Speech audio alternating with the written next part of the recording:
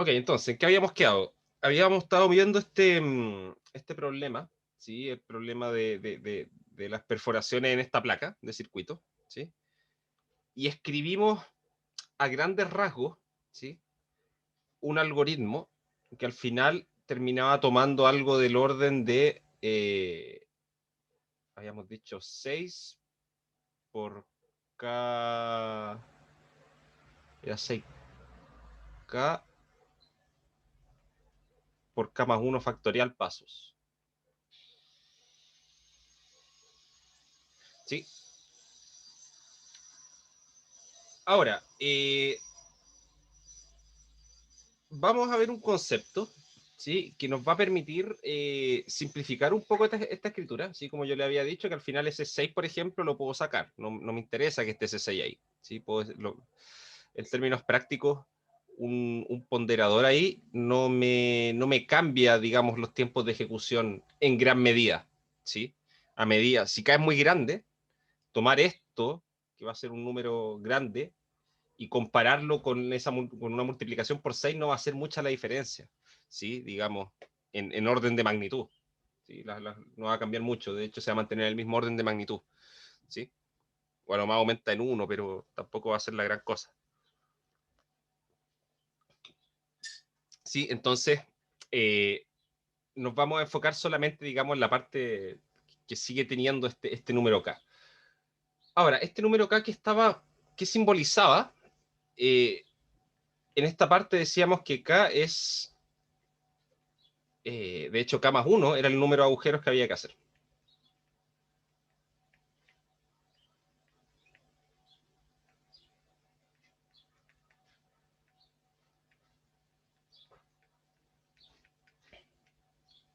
¿Sí? Y K más 1 factorial aparecía de considerar todas las permutaciones posibles.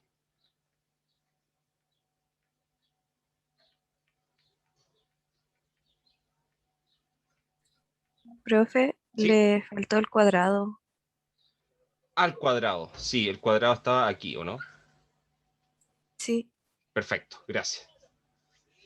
Muchas gracias. Eh, entonces la pregunta es ahora,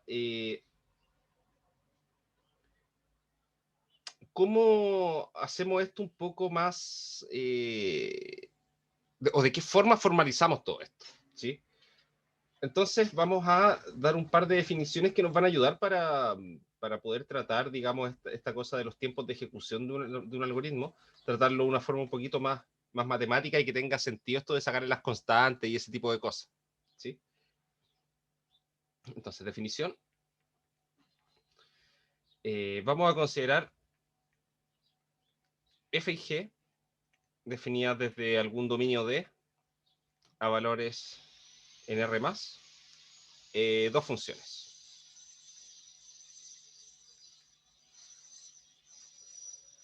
¿Sí? Vamos a decir que f es una función que es O de G, ¿sí? Lo vamos a denotar de esta forma, ¿sí? Denotado también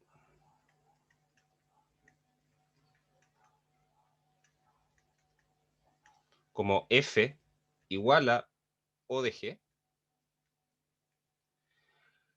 Si existe una constante, y aquí le vamos a dar sentido a esto, si existe una constante, perdón, si existen constantes alfa y beta,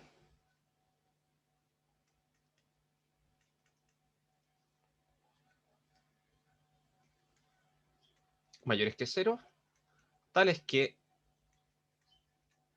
f de x es siempre menor o igual que alfa veces g de x más beta. Y esto para todo elemento x del dominio de las funciones. ¿Sí? Siempre en el fondo, de cierta forma, la función f queda mayorada por esta otra cosa, ¿sí? Por la función g, pero la función g ponderada por un valor alfa y después sumándole un valor beta. ¿Sí? si F es O de G y además G también es O de F, ¿sí? Que eso puede pasar, ¿sí? Porque acá solo estoy poniendo cotas, ¿sí? Decimos que, de hecho, F es teta de G, ¿sí? Y obviamente, porque esta cuestión es simétrica, ¿sí? Por la condición que estoy pidiendo, ¿sí? Que F sea O de G y que G sea O de F, ¿sí? Entonces, obviamente, también se tiene que G también es O de F. Perdón, es teta de F. En este caso, en este último caso,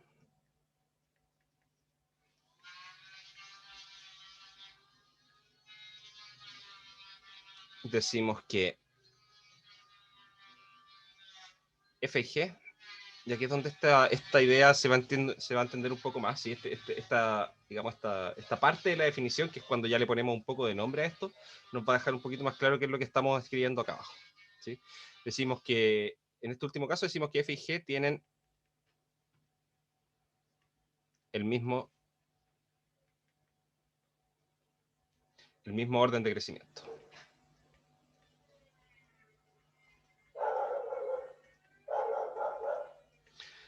Ok. Pongamos en un caso simple, ¿sí? Supongamos, por ejemplo, que yo digo que F es O de X, ¿sí? Donde lo que quiero decir ahí es que mi función G de X es igual a la función G de X igual a X, ¿sí? Entonces, en ese caso, ¿qué va a significar esto? Esto va a significar que existen dos constantes alfa y beta, tales que F de X es menor o igual que alfa por X más beta, ¿sí? En esencia, lo que estoy diciendo es que mi función F me queda acotada por una recta, ¿sí? Y eso ya me está diciendo que mi función F, ¿sí? Que puede ser una recta, que va a ser una recta con alguna cierta pendiente, ¿sí? Y que va a estar desplazada en algún coeficiente de posición, ¿sí? Pero da lo mismo. Independiente de eso, eso sigue siendo una recta. Y eso le da un límite de crecimiento a la función F, ¿sí? F no va a poder pasar nunca esa recta, nunca va a poder pasar para arriba. Y eso va a hacer que siempre tenga que crecer a lo más con la misma pendiente de esa recta, ¿sí? Ahora, si esa g de x fuese una función del estilo x cuadrado, ¿sí? Decir que f de x es menor o igual a alfa por x cuadrado más b, más beta, eso le da hartas más opciones a la función f. Ahora la función puede crecer considerablemente más rápido, ¿sí? Porque quedar por debajo de una parábola le da más libertad a la función f, puede crecer con pendientes más altas, ¿sí? ¿Se entiende cuál es el efecto que tiene esta definición, la manera en que estamos representando esto? Que en el fondo estamos diciendo, de esta manera voy a acotar el crecimiento de la función, ¿sí? Yo voy a pedir que esta función crezca a lo más como esta de acá. ¿Se entiende?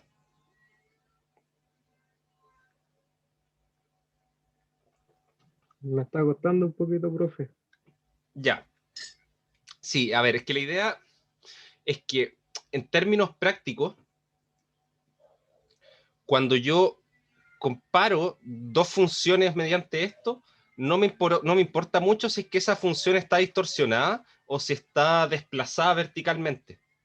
Me importa solamente su estructura general, ¿sí? Entonces, si f de x me quedara menor o igual, digamos, a 2x cubo más 8, a mí lo único que me importa ahí es el x cubo, ¿sí?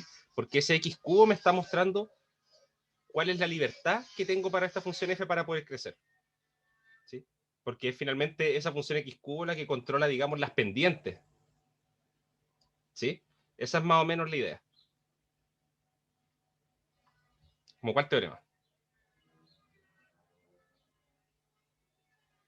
Bueno, se me olvidó el nombre, pero cuando estaban los dos acotados, estaba para como se usaba para Sándwich. definir el... Sí, Sí, sí, es más o menos eso. Sí, va por ahí, pero claro, el sándwich como que uno lo que hace es como tirar las dos cosas hacia el centro en el fondo. Esta cuestión me permite ver qué pasa cuando me alejo, ¿sí? Como que me interesa el comportamiento cuando X es muy grande. Esa es como la idea. ¿Sí? Donde acá no hemos mencionado qué significa ser muy grande, ¿sí? Pero en realidad vamos a nosotros a trabajar en los casos en que estas funciones f y g están definidas sobre los naturales. ¿Sí? Y eso nos va a mostrar, nos va a interesar esta desigualdad cuando n es suficientemente grande. Y es lo que les decía yo, si esta cuestión de acá es una función del estilo n cuadrado, por ejemplo, x cuadrado, ¿sí? Y voy aumentando el valor de n, como que el peso que tiene esta multiplicación por alfa y esta suma por beta se hace minúsculo ese efecto. ¿Sí? Entonces esa es más o menos la idea que hay por detrás de esto. ¿Sí? Ah, perfecto, ya sé. Sí, sí, sí, sí, sí, sí, sí. Sí, no recuerdo el nombre tampoco, pero sí sé a qué te refieres. Ahora, por otra parte, si es que por una parte f queda acotada por g y a su vez g queda acotada por f, ¿sí? Mediante cosas de este estilo, donde en este caso habrían otras constantes también, digamos, gamma y delta, ¿sí? Para otra desigualdad más. Entonces ahí pusimos acá, nosotros decimos que en ese caso f igual a O de g, ¿sí? Claro, porque en ese caso lo que tendríamos sería algo de este estilo, sería como que f de x es menor o igual a alfa por g de x más beta, y por otra parte tendríamos que g de x sería menor o igual a, digamos, una constante gamma por f más, más delta, ¿sí? Entonces, a ver, si yo tomo esto y lo pongo acá, ¿sí? Hay que tener cuidado, acá voy a asumir varias cosas, voy a asumir que mi constante alfa es positiva, ¿sí? Partiendo por eso. Ah, perdón, no, sí, son positivas, no he dicho nada, perdón. Entonces puedo reemplazar, digamos, en esta primera desigualdad puedo reemplazar g con lo que está acá abajo, ¿sí? Y nos va a quedar algo de este estilo, nos va a decir que f de x es menor o igual a, digamos, alfa por gamma por f,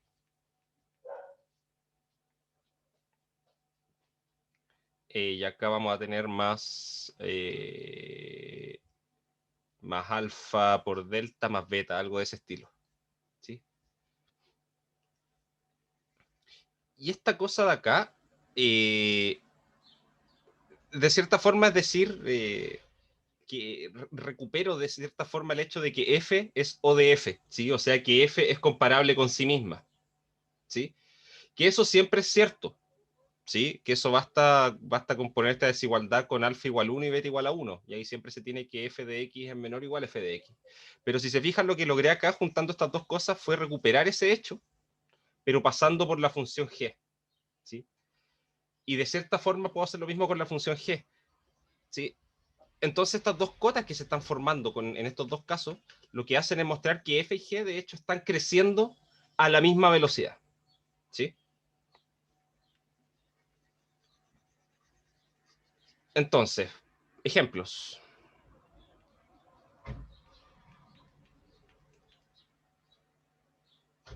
La función f de x igual a x,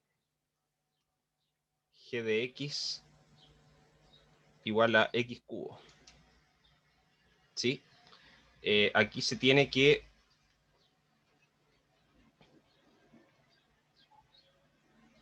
ahí vamos a poner d igual a los reales positivos, ¿sí? Ese va a ser mi conjunto de donde están definidas las funciones, ¿sí?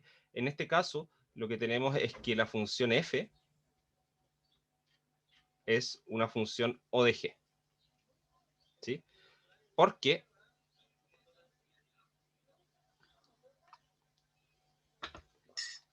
perdón, en el fondo yo lo que voy a buscar es si es que existe alguna constante, ¿sí? Algún alfa acá que haga esta desigualdad. Esto es lo que estoy pidiendo, ¿sí? ¿Sí? ¿Se le ocurre alguna forma de encontrarlo? ¿Encontrar esos valores?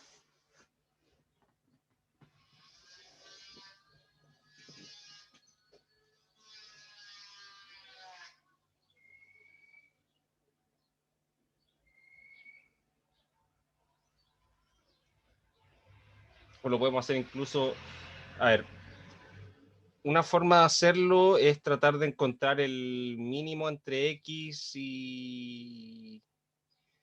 entre x menos alfa x cubo, y después dejar eso, perdón, el máximo de eso, y después ocupar eso para acotar con beta y modificar el alfa para asegurar que los valores sean positivos y todo eso. Pero nosotros tenemos herramientas computacionales, ¿sí? Así que vamos a convencernos nomás.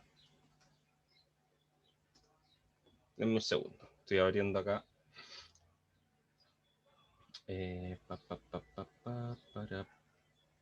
No creo, no quiero la calculadora 3D. Un segundo. Ahí sí.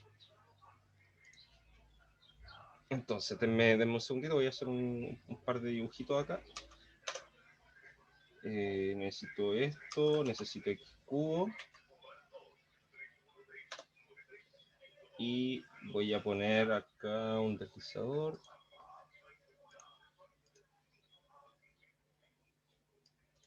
Esto lo vamos a mover entre 0 y 5 con un incremento de 0.01.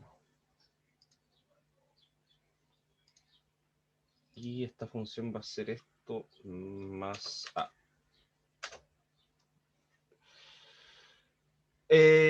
Ok, déjenme, creo que estoy compartiendo solo la aplicación, no estoy compartiendo la pantalla completa. Denme un segundo. Ahí sí. Entonces, más pestaña, ventana nueva, ahí está.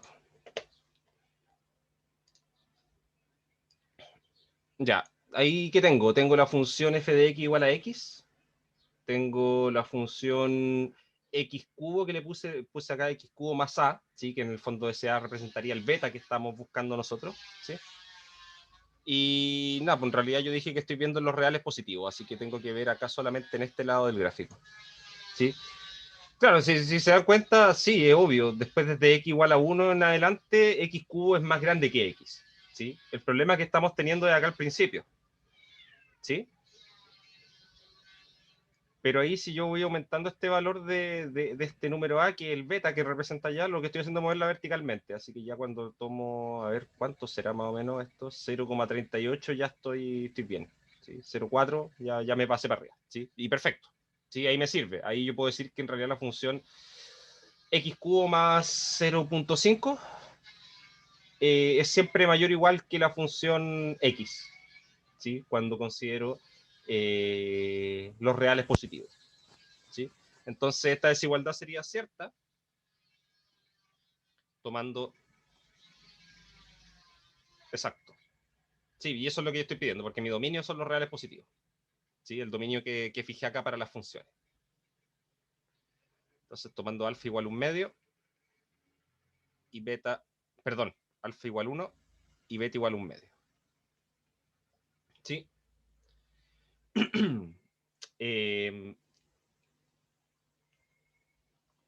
F de x igual a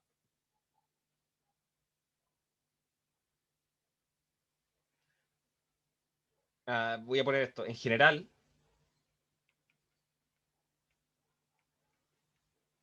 En general, si f de x es igual a x elevado a k y g de x es igual a x elevado a n, con n mayor que k, entonces ahí siempre se cumple que f es igual a o de g en r más, ¿sí? Y ahí cobra sentido, ¿cierto?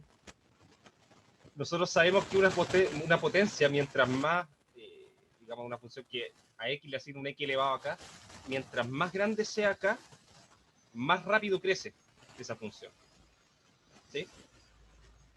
Y esto lo está reflejando. La única diferencia es que acá ya no estamos hablando de un crecimiento absoluto de la función, sino que estoy hablando del crecimiento relativo con respecto a otra, ¿sí? Y aquí mi pregunta no es saber si esta cuestión, ¿qué significa crecer rápidamente? Eso es como uno podría decir, bueno, está relacionado con la derivada y las pendientes y toda esa cosa, ¿sí? Pero aquí a mí lo que me interesa saber es algo un poco más práctico. Es, dada esta función que tengo acá, su crecimiento, ¿es más grande que esta otra de aquí o no? ¿Sí? Esa es la... Es más comparativo más que absoluto, ¿sí? Y acá lo puedo reflejar. O sea, si tengo una potencia con exponente más grande, esa crece más rápido que la que tiene exponente un poquito más chico. ¿Cuánto más rápido? No sé, eso no me importa. Solo que hay una cota, ¿sí? Eso es lo que nos interesa acá. Y por último, si, a ver, las funciones...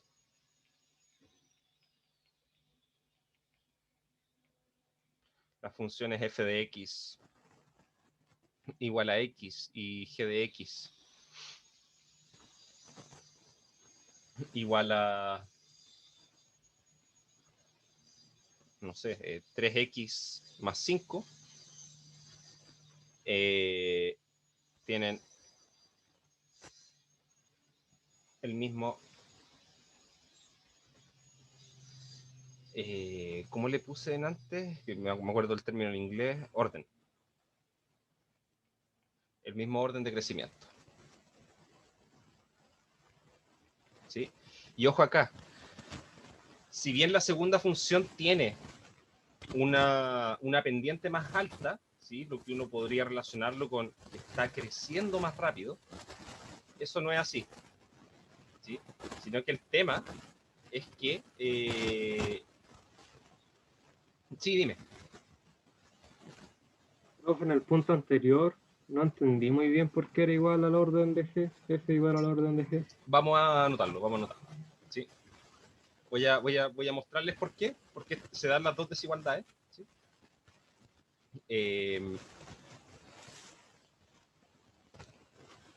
Pero, espérate, dame un segundo. Sí, ya. Aquí iba a decir, perdón, denme un segundo, que me quedé pegadísimo.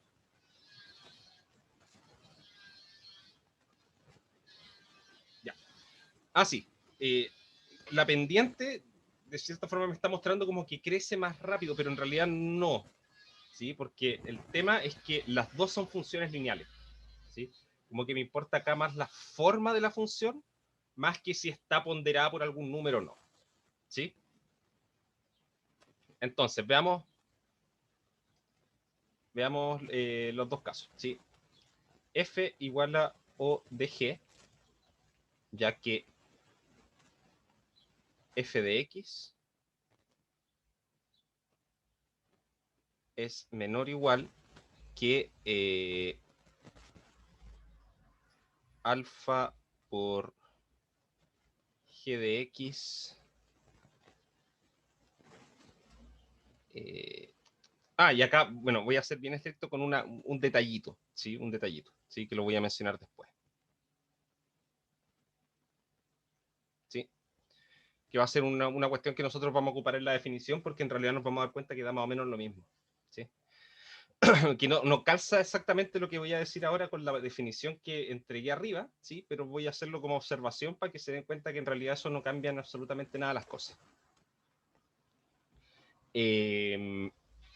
Ya que se tiene esto tomando alfa igual a un tercio,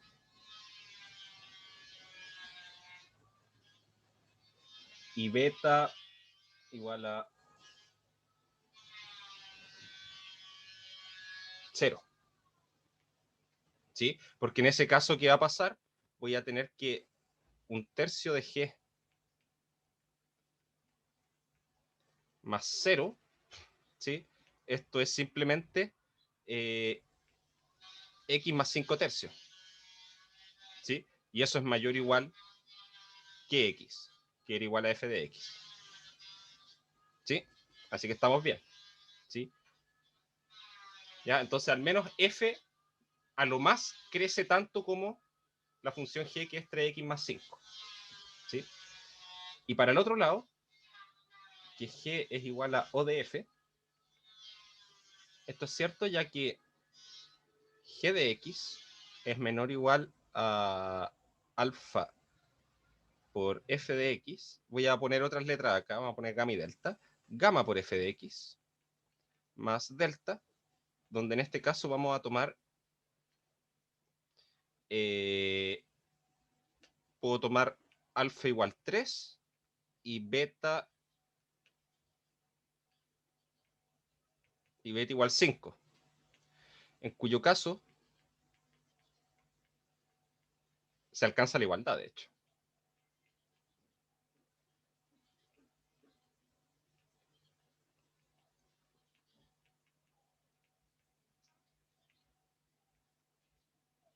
¿Sí? ¿Se entiende ahora? Sí, profe. Entonces no es para todo, o sea, es para un determinado alfa y beta, no es para todos los alfa y beta. Eso es Claro, como es constante. para determinados alfa y beta, sí, tengo que encontrarlo específico y que tiene que ser positivo. Ah, ya, ya. Sí, Gracias, profe. de nada. Sí, entonces esto nos está reflejando que este concepto de, digamos, de crecimiento comparativo de funciones, lo que está haciendo a la larga es eso, es comparar crecimiento, no hablar de un crecimiento absoluto. ¿Sí? En términos de crecimiento absoluto, uno podría decir que la función g acá crece más rápido que la función f, ¿sí? ¿Por qué? Porque esta tiene una pendiente más grande. Así que cada vez que avanzo un x, la función g sube 3 espacios, la función f sube 1. Entonces, claro, sí, g está creciendo más rápido. Pero en términos comparativos, ¿sí? Resulta que esa, esa diferencia en el crecimiento, ¿sí? O digamos ese cociente que hay entre los crecimientos es una constante. ¿Sí? Entonces, no es tanto más lo que está creciendo. ¿Sí? Porque esa, digamos, esa diferencia que se va generando es una diferencia que va quedando constante, ¿sí? En cuanto a la... Independiente del valor de x, cada vez que avanzo 1 en x, una función sube 3, la otra 1. Y eso se mantiene constante, ¿sí? Entonces, a la larga, una crece más rápido que la otra, sí, pero en cuanto al orden del crecimiento, es el mismo, ¿sí? Porque hay una diferencia de una constante simplemente. Que no es lo que pasa, por ejemplo, con las funciones x y x cubo, ¿sí? Porque si avanzo 1 en x, aquí el tema que se da es como que eh, si hago el cociente entre estas dos cosas, esto de acá me da un x cuadrado. O sea que esa diferencia que hay, ese cociente que se arma ahí, es más grande cada vez que hago más grande x. Entonces ese cociente entre los valores de las funciones no se mantiene constante como en el caso de las dos rectas que están abajo, sino que ese gap que se forma ahí entre las dos funciones es más grande cada vez que x sea más grande. ¿Sí? Y eso me está hablando de que una de las funciones está creciendo bastante más rápido que la otra. Y eso queda reflejado en que f es una función que es O de g, ¿sí? Que x es O de x cubo. ¿Sí? No confundir, vamos a ponerlo acá como observación,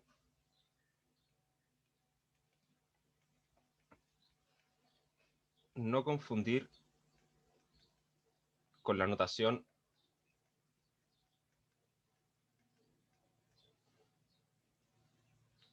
O de f que se ocupa en los cursos de cálculo. ¿Sí? Esta última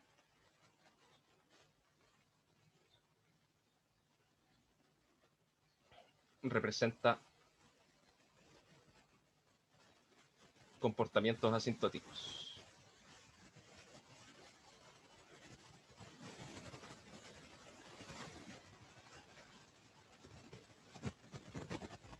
¿Sí? ¿Recuerdan eso, no? Esa notación no chica de f la ocuparon alguna vez. Sí, profe. En el teorema de Taylor, sobre todo, aparece. ¿Sí? Algo del estilo f de x más h es igual a f de x más f' de x por h, voy a llegar hasta el segundo orden, f2' de x medio por h cuadrado, más un o chica de h cubo, ponían acá, ¿sí? Donde ¿qué verificaba? Esto, o chica de h cubo, partido en h, que partido en h, perdón. No, miento, partido en h cubo tiende a 0. ¿Sí? Cuando h tiende a 0. ¿Sí? Eso es notación asintótica. Es similar, ¿sí? Como que acá nosotros estamos viendo que hay una cota que se da como en general en todo el dominio. Esta O chica representa que hay una cuota buena onda que funciona cuando h es suficientemente chico. ¿Sí? Uno como que ve al infinito y el otro ve como en el límite. ¿Sí? Esas son las... hay una relación de cierta forma igual entre esas dos notaciones, pero apuntan a cosas distintas. A nosotros nos va a interesar la O grande. ¿Por qué? Porque nos vamos a nosotros a preguntar cómo se comportan los tiempos de ejecución de un algoritmo cuando voy aumentando el tamaño de los datos que le entrego, ¿sí? El tamaño de la entrada. ¿Sí?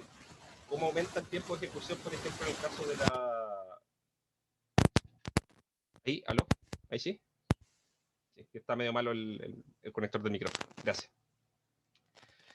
En el caso de esta maquinita que va perforando, ¿sí? Nos interesa saber los tiempos de ejecución, bueno, cuando son 4 agujeros, cuando son 10, y después nos empezamos a preguntar, bueno, pero si son 90, si son 200, ¿sí? Nos interesa conocer no exactamente cuántos pasos va a ejecutar el algoritmo, sino que nos interesa tener una idea de qué orden de crecimiento tiene este tiempo de ejecución, ¿sí? Una pregunta es como, la pregunta que nos hacemos de cierta forma es, ¿con qué función podemos comparar los tiempos de ejecución? ¿Sí? Entonces, siguiendo esta idea,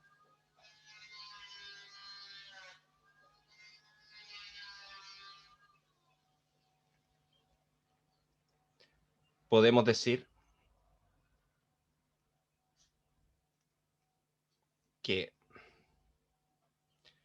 el tiempo de ejecución que habíamos sacado, ¿sí? Que era 6K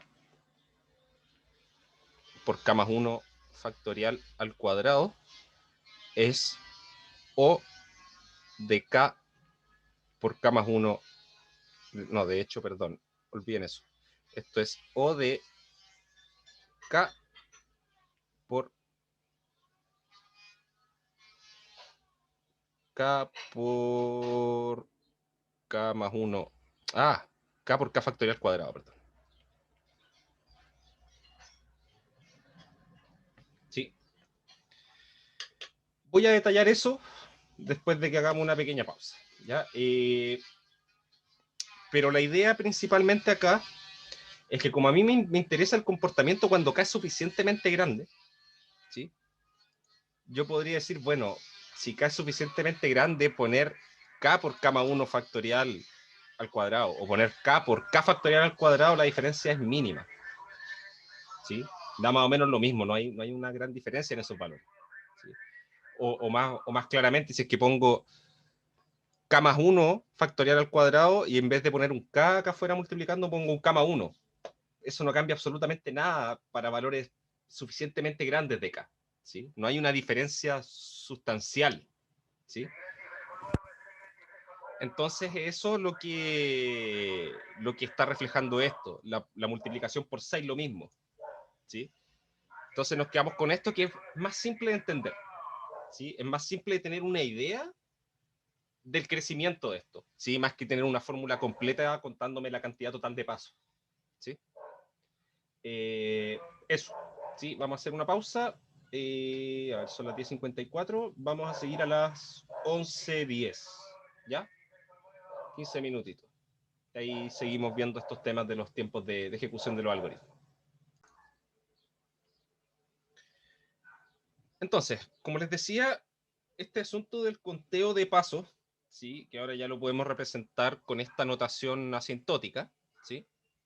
Que en el fondo nos sirve para tener una idea de qué tan grande es este valor para valores grandes de K, y es una idea de en qué orden de magnitud, ¿sí? Eso es lo que nos interesa, más que el valor exacto, ¿sí? Sino que tener una idea de si es más cercana a un 10 elevado a 10 o un 10 elevado a 11, ¿sí? Esa es más o menos la idea de esto, ¿sí? No nos interesa el número exacto, sino que nos interesa tener una idea del orden de magnitud. Y usando esto, vamos a poder determinar o definir de manera más precisa cuál es el tiempo de ejecución de un algoritmo, ¿sí? Entonces, definición. A ver, primero, demos un poco de contexto, ¿sí? Por lo general, los problemas que nosotros vamos a tratar, ¿sí? Van a ser problemas que nosotros vamos a poder tirar a un computador. Y un computador, ¿qué es lo que va a recibir como entrada? ¿Sí? Va a recibir algún listado o alguna estructura, ¿sí? De datos que va a estar formado por números racionales, ¿sí? Por ejemplo, en el caso de nosotros era una lista con las coordenadas de los puntos donde tenía que hacer las perforaciones, ¿sí?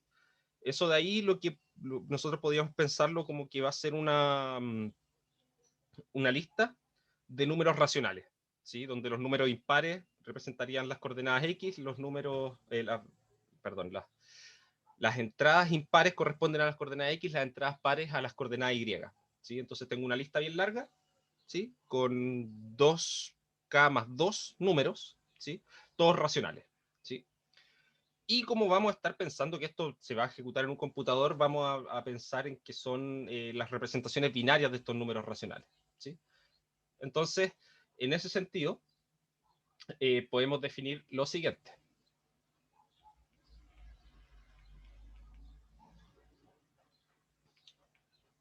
Para una entrada X de un algoritmo,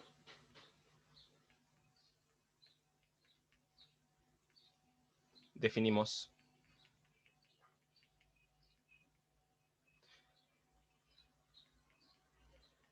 el tamaño de X como la cantidad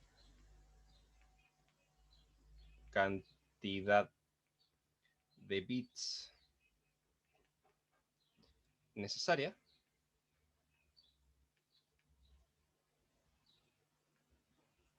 para representar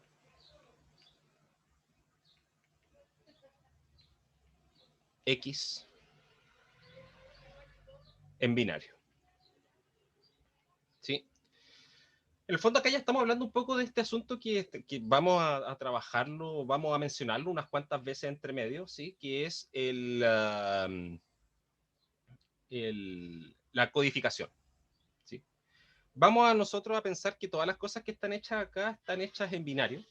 ¿Por qué? Porque con eso es suficiente, ¿sí? En realidad pasar de un sistema decimal a un sistema binario cambia los tamaños, ¿sí? Porque, por ejemplo, no sé, el número 8 en decimal se escribe con un carácter, ¿sí? Finalmente de 10 caracteres que tengo posible, ¿sí? Pero ese mismo número 8 en binario necesariamente necesito 3 bits, ¿sí? Porque en binario el 8 se escribe como 100, ¿sí?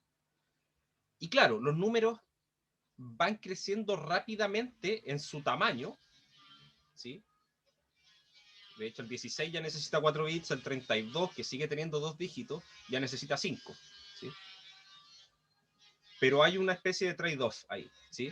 Porque los números van teniendo expresiones más grandes, ¿sí? Pero por otra parte, solamente necesito 2 símbolos para representarlo, ¿sí?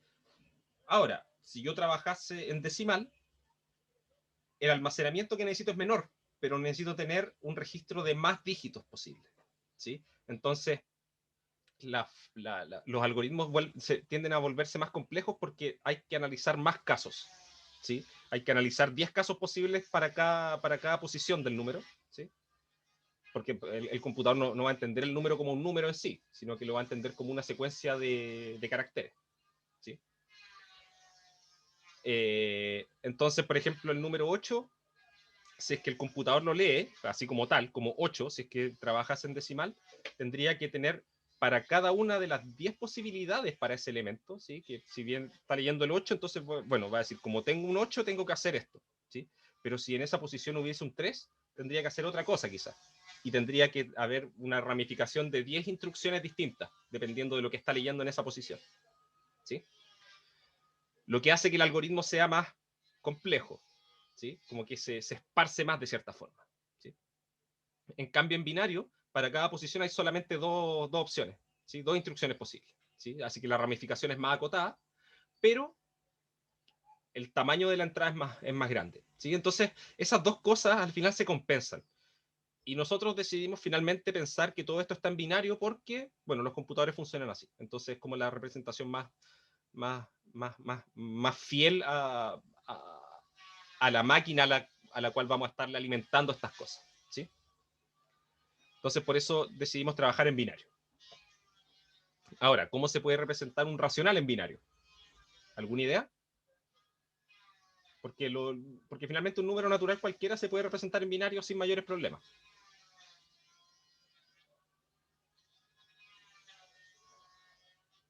Es que, claro, es el tema. Podría tener infinitos decimales, ¿sí? Un racional podría tener infinitos decimales.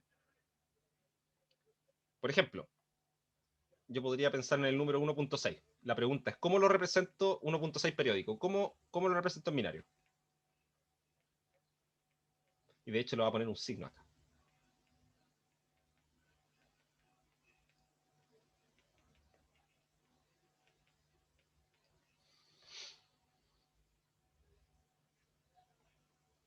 Y aquí la respuesta en sí no es muy, bueno, es compleja en el sentido de que hay que recordar cosas básicas y que son el tipo de cosas que uno de repente se le van, ¿sí?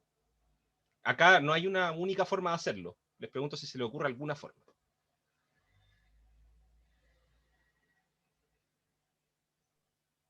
Había una forma que vimos en algoritmos ¿Ya? o en, no, en métodos numéricos. Ya. Y había como que representar el número. Es que lo que pasaba es que daba como infinitos decimales, pero como se iba repitiendo, había como un patrón. Y esa Claro. era como una representación del 1,6 o los decimales. Esa es una forma. Esa es una forma. En el fondo, almacenar esto en un conjunto de bits donde voy a poner acá, por ejemplo, un 1. Después voy a poner acá, en 8 espacios más, voy a poner acá 0, 0, 0, 0, 0, 0, 0, 1. Y después acá voy a poner, y aquí voy a explicar qué significa todo esto. Voy a poner acá 0, 0, 0. Me perdí. A ver, van 3 0, 4, 5, 6,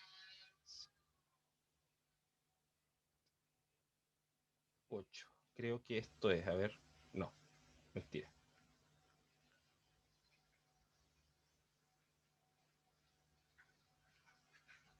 Eso, ahí sí. ¿Dónde qué quiero decir acá? Voy a tener un primer bit que me va a representar el signo de esto. ¿Sí? En el fondo voy a decir, ok, esto va a valer 0 si es que el signo es positivo y 1 si es que el signo es negativo. Así que ahí ya estoy guardando una de las propiedades del número. ¿Sí? Después voy a tener acá una parte, ¿sí? Que en este byte, ¿sí? Que son 8 bits, voy a poner acá lo que corresponde a la parte entera.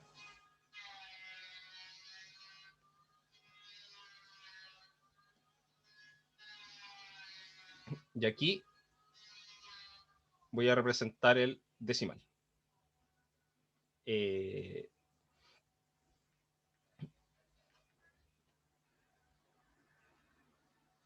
Decimal, y de hecho le voy a agregar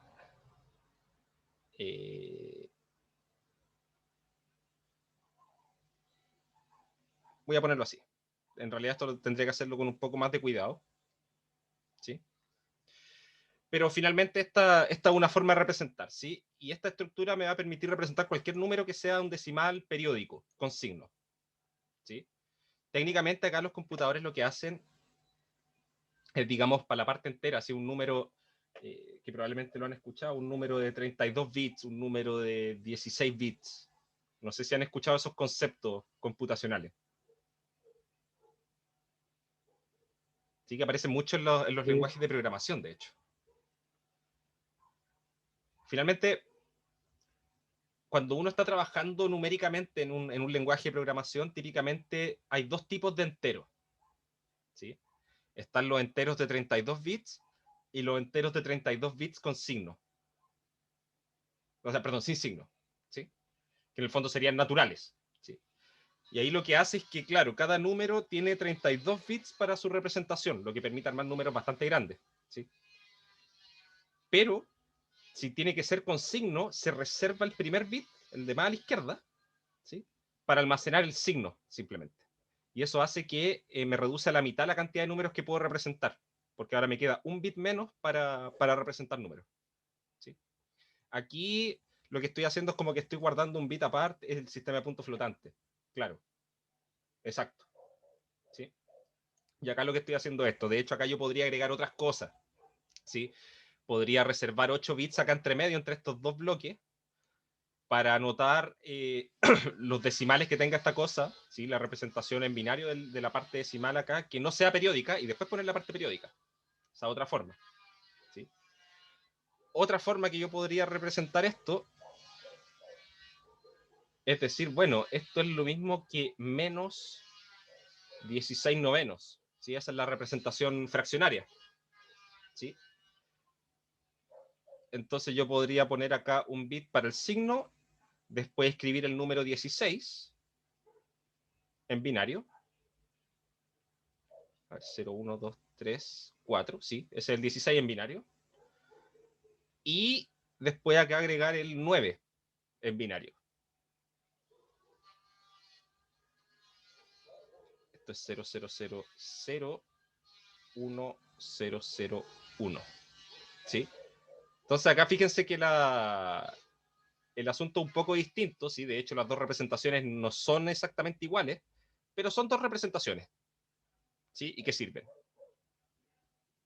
¿Sí? En este caso, ¿qué representa esto? Esto sería el signo. Esto sería la representación en binario del numerador. Y esta es la representación en binario del denominador. ¿Sí? Entonces, cualquiera de estas dos representaciones, si yo me apego a una, puedo representar números decimales, números racionales en general, ¿sí? Y listo, funciona. ¿Sí? No hay mucho que discutir en eso, ¿sí? Después el computador acá verá cómo lo interpreta, ¿sí? Después, dependiendo del sistema que yo escoja, internamente el procesador va a interpretar un número de una forma u otra, ¿sí? Eh, pero lo importante es darse cuenta de eso, que siempre y cuando los números sean racionales, un computador los puede interpretar, ¿sí? Claro, está el exponente y la mantisa, sí, ese es el sistema de puntos flotantes, ¿sí? No recuerdo exactamente cómo funciona ese. Te mentiría si es que si es que te lo digo. Creo que ese sirve para decimales finitos. Sí, porque en el fondo lo que hace es tomar el número entero, así, sin coma, sin nada, y después indicar por qué exponente tirarle para que la coma quede donde corresponda. ¿Sí? Pero claro, eso funciona para decimales finitos, que al final es lo que termina ocupando uno en los computadores, ¿sí? Pero técnicamente un computador podría trabajar con números racionales cualquiera, incluso con infinitos decimales, ocupando sistemas de esta forma, ¿sí? Donde se interpreta cada parte del número de dos maneras distintas, ¿sí? Pero eso es lo importante, ¿sí? Acá el detalle que es más importante acá es que cualquier número racional lo podemos representar de forma binaria, ¿sí? Mediante algún sistema. y vamos a aferrarnos solamente a los números racionales, porque si ya nos pasamos a los números irracionales, ahí ya no tenemos nada que hacer a nivel computacional, ¿sí? Porque solo podemos tirar buenas aproximaciones, ¿sí? Porque finalmente, para almacenar un número el computador va a tener que ocupar una cierta cantidad de espacio en la memoria, y esa cantidad es finita, ¿sí? La memoria es un recurso que se acaba, ¿sí? ¿A quién no le ha pasado que de repente está en el computador y se le llena la RAM y empieza a andar pésimo? ¿Sí? Sobre todo cuando uno tiene como 10 pestañas de Chrome abiertas y ahí ya empieza a fallar todo, ¿sí? Entonces tenemos que pensar en eso, ¿sí? Números irracionales, imposible tratarlos, ¿sí? Números racionales, hay varios sistemas, lo importante es saber que existen sistemas que permiten ocuparlos, ¿sí? No vamos a entrar en el detalle, pero acá hay un par de sistemas que se me ocurren así al vuelo, ¿sí? De hecho, no sé si estos tendrán un nombre cada uno. Estos son sistemas que me ideé ahora. Por eso después pensaba que en realidad aquí sería bueno agregarle una tercera partecita acá. Donde acá va a ir la parte 8. Y esto va a ser la parte decimal no periódico.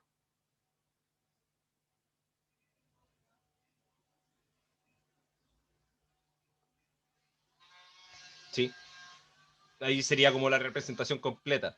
¿Cómo se vería un número entero acá? Un número entero con signo. Bueno, sería simplemente aquí, estos serían puros ceros, así igual que acá, y estos de acá también serían puros ceros, ¿sí? Y me quedarían solamente números acá, ¿sí?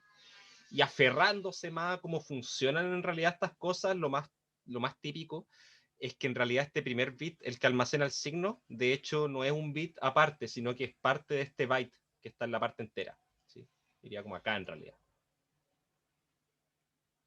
¿sí? Pero estas son representaciones que se me ocurrieron al vuelo, ¿sí? No sé si tendrán nombre, probablemente sí, ¿sí? Porque tampoco son como ideas muy novedosas las que estoy poniendo acá, ¿sí? Probablemente son poco eficientes, de hecho, pero funcionan, ¿sí? Eso es lo importante. Entonces, claro, si se fijan, si uno de los datos que yo estoy metiéndole a mi algoritmo es este número menos 1.6 periódico, de hecho, el tamaño del input con esta representación es 24, es 25, ¿sí?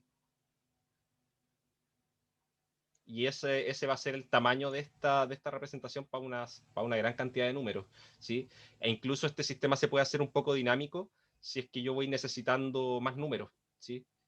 Porque esto me está poniendo un límite de qué número podría poner yo acá en la parte entera, qué número podría poner en la parte decimal no periódica y qué número podría poner en la parte decimal periódica, ¿sí? Pero eso yo lo puedo ir haciendo más grande, ¿sí? Puedo poner algún marcador entre medio que me indique, bueno, ya terminé con todos los bytes anteriores, representan parte entera, y ahora después, cuando ya me encontré con este marcador, ahora sigue la parte decimal no periódica, y después la parte decimal periódica, ¿sí? Y eso va a hacer que voy necesitando cada vez más bits, ¿sí? Eso, ¿sí?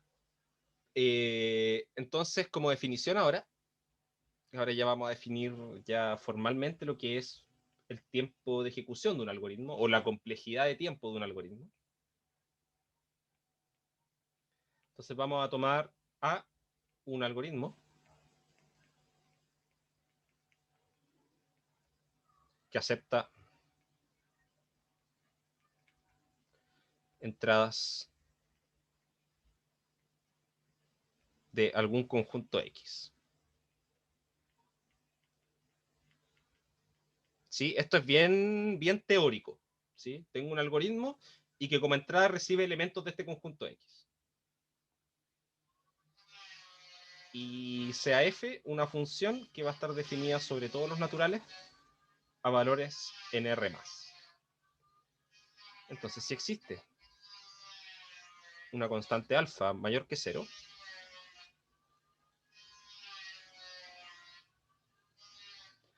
tal que A termina sus cálculos,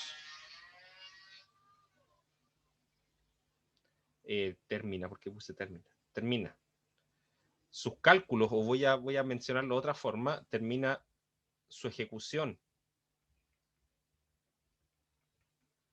¿sí? Finalmente, hablar de la ejecución de un algoritmo o los cálculos de un algoritmo es lo mismo. Si al final un algoritmo lo que termina haciendo, aunque tenga estas cosas así como loops o estas condiciones de if, y que vaya bifurcando el código y todo eso, a la larga lo único que está haciendo por debajo son puros cálculos, ¿sí? Cálculos con números binarios. Entonces, si existe una constante alfa tal que A termina su ejecución después de a lo más alfa por el tamaño de f de x, perdón, al revés, que al revés la función es alfa por f del tamaño de x,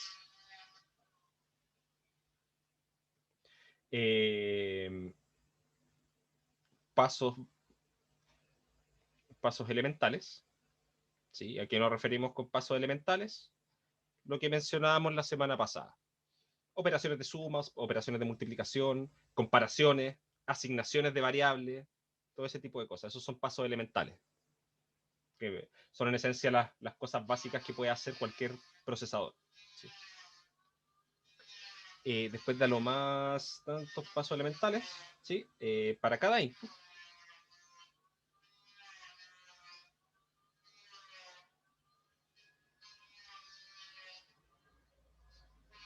decimos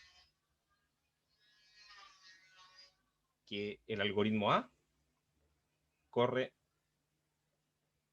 en tiempo ODF. De otra forma,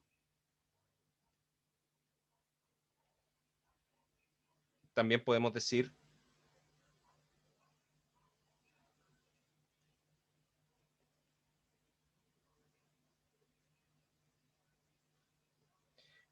que el tiempo de ejecución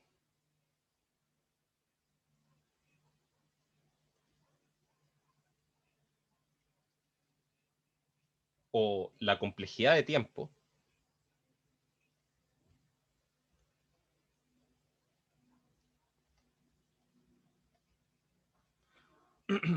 o la complejidad de tiempo de A, perdón,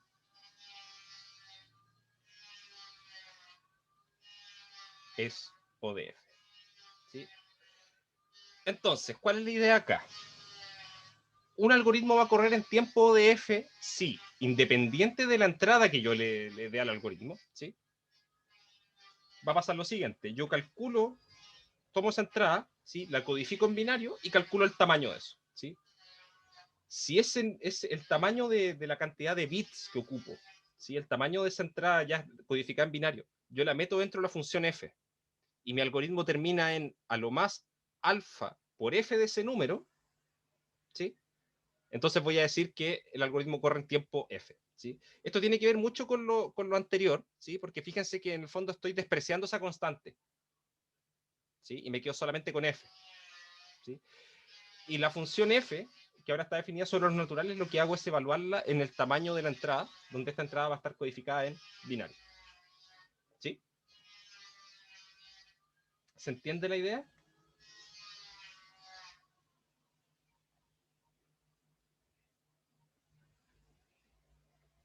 Sí, profe, se ¿Sí? entiende. Ya. Entonces, en esencia, ¿por qué uno habla del tiempo de ejecución? ¿Sí? Contando los pasos básicos que hace esto, pero lo hace comparando no con, no sé, pues si me entra un número 16, ¿por qué no lo comparo con el número 16 y lo hago con la codificación binaria de este 16? ¿Sí? Entonces, voy a poner otro número, 18. 18, si yo lo escribo en binario, esta cosa es así, creo, a ver, 0, 1, 2, 3, 4, 4 y después le sumo 2. Esa es la codificación binaria, ¿sí? Entonces, cuando el computador recibe este número 18, en realidad lo que recibe es esto. Entonces, en su trabajo, lo que va a tener que ir haciendo es mirar cada uno de los caracteres que forman este número. ¿Sí? Y eso lo que hace es que lo que me importa no es, digamos, la magnitud de este número en el sistema decimal, sino que me interesa su tamaño en binario, porque el computador va a ir mirando bit por bit, esto de acá. ¿Sí? Por eso ocupamos esta funcioncita, este size de X, ¿sí? Porque es su tamaño en su codificación binaria lo que nos va a interesar. ¿Sí? Ahora, hay una relación directa que tiene que ver con un logaritmo en base 2 entre el tamaño de un número en su versión decimal y el tamaño en su representación binaria. ¿Sí? De hecho, es algo del estilo log 2 de size de un número natural n es algo similar a n. ¿Sí? No es exactamente eso, hay una parte entera que acá hay que considerar y todo eso, pero son aproximadamente iguales. ¿Sí? O dicho de otra forma, el tamaño que tiene esta cosa, o digamos, perdón, esto es, voy a ponerlo así,